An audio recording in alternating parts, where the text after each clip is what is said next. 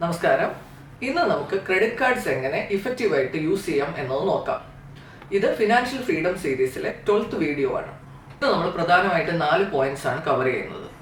Functioning of credit cards, right way of using credit cards, choosing the right credit cards and useful tips.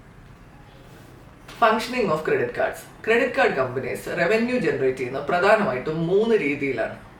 ആദ്യത്തേത് fees from the users. നമ്മളുടെ കയ്യിൽ നിന്ന് annual fees, അതുപോലെ തന്നെ late fees, പിന്നെ charges on EMI, അങ്ങനെ different ചാർജസിലൂടെ.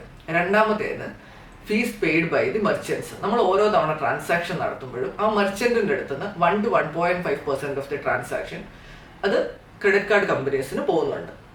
മൂന്നാമത്തേത് minimum due പേ ചെയ്യുമ്പോഴത്തേക്ക് ബാലൻസ് ഡ്യൂവിൽ ഉള്ള ഒരു ഇൻട്രസ്റ്റ് റേറ്റ് ചാർജ് ചെയ്യുന്നുണ്ട്. ഈ 3 എണ്ണമാണ് മെയിൻ ആയിട്ടുള്ള revenue generators for credit card companies.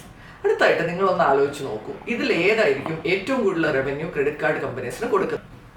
Credit card companies ഏറ്റവും കൂടുതൽ റവന്യൂ കിട്ടുന്നത് ഇൻട്രസ്റ്റ് ഓൺ ഡ്യൂ എമൗണ്ടിൽ നിന്നാണ്. അതായത് 40 to 50% അവരുടെ റവന്യൂ വരുന്നത് ഈ ഒരു ഫാക്ടറിൽ നിന്നാണ്. കസ്റ്റമേഴ്സ് ഫുൾ എമൗണ്ട് അടയ്ക്കാതിരിക്കുന്ന സമയത്ത് അവരിൽ നിന്ന് ചാർജ് ചെയ്യുന്ന ഇൻട്രസ്റ്റ് ആണ് ഇതിന് കോൺട്രിബ്യൂട്ട് ചെയ്യുന്നത്. രണ്ടാമത്തേത് ഫീസ് ഫ്രം യൂസേഴ്സ്.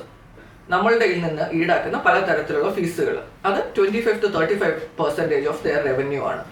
മൂന്നാമത്തേത് മെർച്ചൻസിൽ നിന്ന് ചാർജ് ചെയ്യുന്നത്, അത് 20 to 25% ഓഫ് ദെയർ റവന്യൂ ആണ്. ഓക്കെ, ഇപ്പൊ നമ്മൾ നോക്കിക്കഴിഞ്ഞ് കഴിഞ്ഞാൽ ഈ സ്ലൈഡ് സെൽഫ് എക്സ്പ്ലനേറ്ററി ആണ്. Second point, right ways of using credit card. Credit card എങ്ങനെ ശരിയായിട്ട് ഉപയോഗിക്കാമെന്ന് നമുക്ക് നോക്കാം. ഇതിൽ ആദ്യത്തെ point, never withdraw money from credit card. Second one, minimum payment versus full payment. Third one, never use full credit limit. ഒരിക്കലും credit കാർഡിൽ നിന്ന് മണി വിത്ഡ്രോ ചെയ്യരുത്. കാരണം നിങ്ങൾ വിത്ഡ്രോ ചെയ്യുന്ന ടൈം മുതൽ ആ എമൗണ്ടിന് നമ്മൾ 35 മുതൽ 40% ഇൻട്രസ്റ്റ് കൊടുക്കേണ്ടതായിട്ട് വരുന്നു. രണ്ടാമത്തേത് minimum due versus full due. നമ്മൾ എപ്പോഴും പ്രിഫർ ചെയ്യേണ്ടത് മന്ത്ലി ഫുൾ പേയ്മെന്റ് ആണ്. കാരണം നമ്മൾ മിനിമം ഡ്യൂ അടച്ചു കഴിഞ്ഞ് കഴിഞ്ഞാൽ നമ്മൾ ബാലൻസ് എമൗണ്ടിന് എഗെയിൻ 35 to 40% ഇൻട്രസ്റ്റ് കൊടുക്കേണ്ടതായിട്ട് വരുന്നു. അതുപോലെ തന്നെ ഒരിക്കലും ക്രെഡിറ്റ് കാർഡിന്റെ ക്രെഡിറ്റ് ലിമിറ്റ് ഫുള്ളി യൂസ് ചെയ്യരുത്. എപ്പോഴും ഒരു 30% ക്രെഡിറ്റ് ലിമിറ്റ് ബാലൻസ് വെക്കണം. അത് ചെയ്യുന്നത് വഴി നിങ്ങൾക്കൊരു ഹെൽത്തി ആയിട്ടുള്ള ക്രെഡിറ്റ് സ്കോർ മെയിൻറ്റെയിൻ ചെയ്യാൻ സാധിക്കും. Choosing the correct credit card. Credit card choose ചെയ്യുമ്പോൾ നമ്മൾ എന്തൊക്കെ ശ്രദ്ധിക്കണം? ആനുവൽ ഫീസ് എത്രയാണെന്ന് ചെക്ക് ചെയ്യണം. അതുപോലെ ആ കാർഡിൽ നിന്ന് നമുക്ക് എന്തൊക്കെ ബെനിഫിറ്റ്സ് കിട്ടുമെന്ന് നോക്കണം. അതോടൊപ്പം തന്നെ നമ്മൾക്ക് എവിടേക്കാണ് പോയിന്റ്സ് ഏൺ ചെയ്യാൻ പറ്റുന്നത്, ഈ ഏൺ ചെയ്ത പോയിന്റ്സ് എവിടെയൊക്കെ നമുക്ക് റിഡീം ചെയ്യാം, അല്ലെങ്കിൽ ക്യാഷ് ബാക്ക് ഓപ്പർച്യൂണിറ്റീസ് എവിടെയൊക്കെയാണുള്ളത്, ഈ ഡീറ്റെയിൽസ് നിങ്ങൾ അറിഞ്ഞിരിക്കണം.